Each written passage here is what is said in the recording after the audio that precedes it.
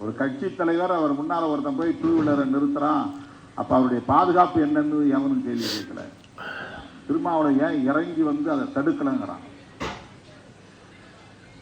இதே மாதிரி எடப்பாடி பழனிசாமி அவர்கள் போகும்போது ஒருத்தன் டூ வீலர் போய் நின்னான்னா அப்படி கேள்வி எழுப்பாங்களா? எடப்பாடி பழனிசாமி இறங்கலன்னு. எப்படி எப்படி ஒரு கட்சி தலைவர் வண்டி முன்னாடி ஒருத்தர் பைக்கை விட்டு நிறுத்துனதை நீங்கள் போய் இறங்கி பார்க்கறது வந்து உங்கள் உயிருக்கு. இப்போ உங்கள் உசுறுனா வந்து பெருசு, மற்றவங்க உசுறுனா மசுறு, அப்படி தானே?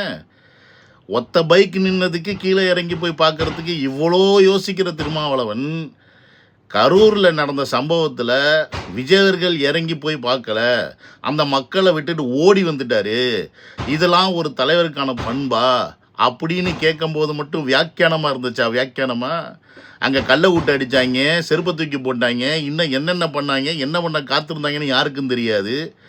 அந்த மாதிரி ஒரு கலையபுரத்தில் லட்சக்கணக்கான மக்கள் நிற்கிற அந்த கூட்டத்தில் எத்தனை 500 பேர் நிற்பானா 1000 பேர் நிற்பானான்னு தெரியாது விஜயை போட்டு தள்ளுறதுக்கு.